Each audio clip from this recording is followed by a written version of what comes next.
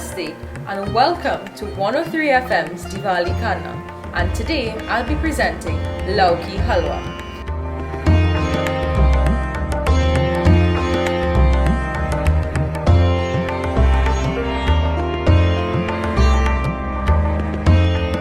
My name is Siddhi Sankar.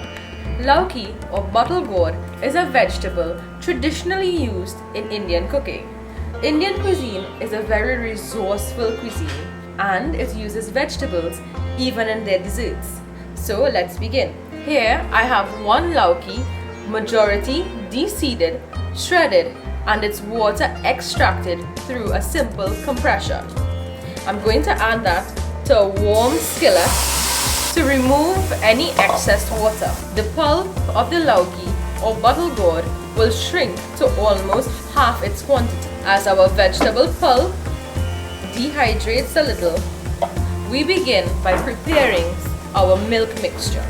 On our back burner, we add 4 cups of water and 6 tablespoons of super cow full cream powdered milk.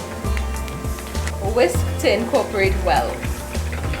To ensure that our lauki does not burn, toss generously as all of that extra moisture evaporates. As the quantity of the vegetable pulp diminishes, carefully remove it from the pot and set aside in a dry, clean bowl. Now, in the same pot, add 3 tablespoons of cow's ghee or clarified butter.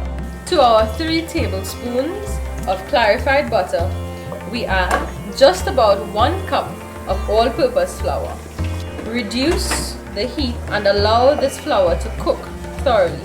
This is very similar to a traditional flour prasad making. This mixture should come together, separate and come back together, and then we know it's ready. Meanwhile, to our pag, we add 1 cup of white granulated sugar. Next, we add 1 teaspoon of Chatak's ground ginger, followed by 1 teaspoon of Chatak's ground elaichi. Finally, we add just about 1/8 of a teaspoon of Chatak's ground spice or cinnamon. Ever so often, turn your attention to the milk mixture to ensure that it does not boil over.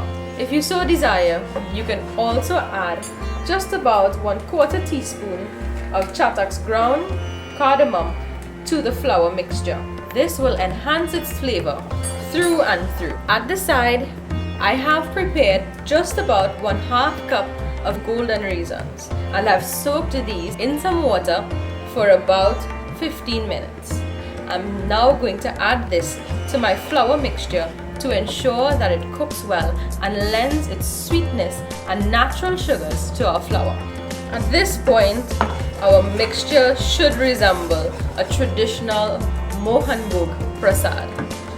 As our raisins plump, we go ahead and we add our lauki to the flour mixture. At this point, carefully add your pag. As your mixture blooms,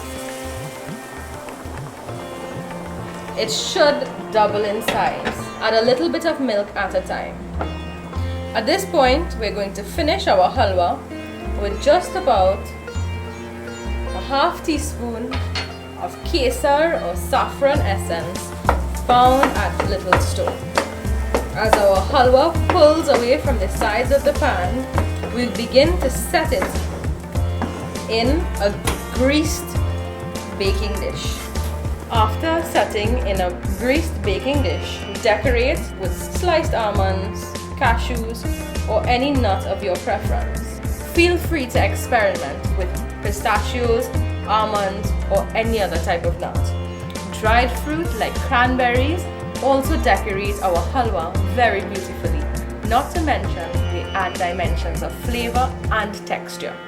When our halwa is cooled, we'll cut them into squares and serve them deliciously. And here we have it, our Lauki Halwa.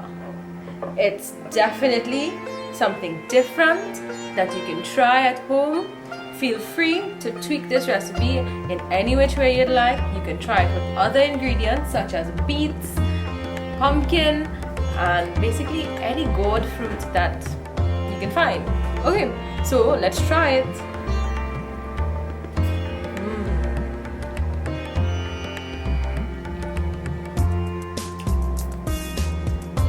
Good.